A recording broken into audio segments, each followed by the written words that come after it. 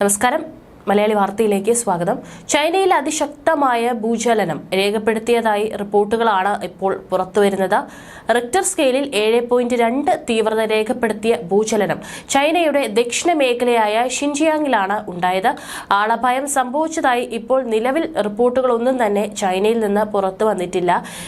കെട്ടിടങ്ങൾക്കും കേടുപാടുകൾ രേഖപ്പെടുത്തിയിട്ടില്ല. China Kyrgyzstan അതിർത്തി പ്രദേശമായ ഉസ്റ്റർപാൻ കൌഡിയാണ് ഭൂകമ്പത്തിന്റെ പ്രഭവ കേന്ദ്രം എന്നാണ് പുറത്തു വന്നിട്ടുള്ള റിപ്പോർട്ടുകൾ.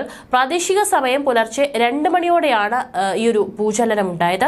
തുടർന്ന് ഡൽഹിയുടെ പല ഭാഗങ്ങളിലും പ്രകമ്പനമുണ്ടായി. രാത്രി 11:30ഓടെയാണ് ഡൽഹിയിൽ നേരിയ തോതിൽ പ്രകമ്പനങ്ങൾ രേഖപ്പെടുത്തിയിട്ടുള്ളത്. കസാക്കിസ്ഥാൻ, കിർഗിസ്ഥാൻ രാജ്യങ്ങളിലും പ്രകമ്പനങ്ങൾ രേഖപ്പെടുത്തി.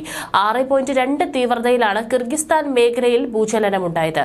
ചൈനയിലെ ഭൂകമ്പത്തിന് തൊട്ടു പിന്നാലെ 14 തുടർചലനങ്ങളും രേഖപ്പെടുത്തിയിട്ടുണ്ട്. ഇതിൽ 2 എണ്ണം 5.0 തീവ്രതയ്ക്ക് മുകളിലാണ്.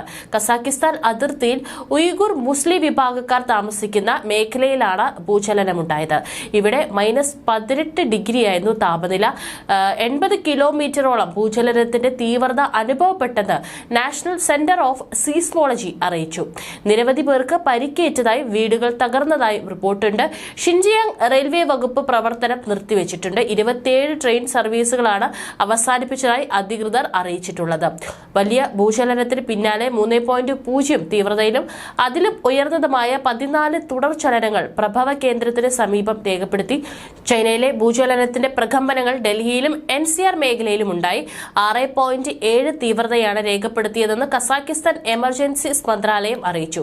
അതേസമയം കനത്ത മഞ്ഞിനിടെയും കസാക്കിസ്ഥാനിലെ ഏറ്റവും വലിയ നഗരമായ അൽമാറ്റിയിലെ ജനങ്ങൾ ഭയന്ന് വീടുകളിൽ നിന്ന് പുറത്തേക്കോടി.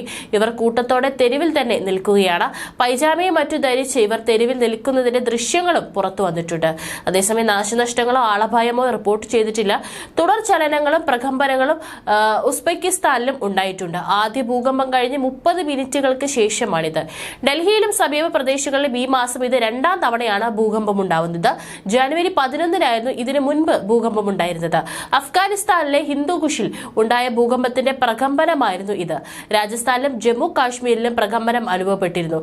അതേസമയം ഇന്നലെ തെക്ക് പടിഞ്ഞാറൻ ചൈനയിലുണ്ടായ മണ്ണിടിച്ചിലിൽ മരണം 8ആയി. കാണാതായ 47 പേർക്കായി തെരച്ചിൽ തുടരുകയാണ്.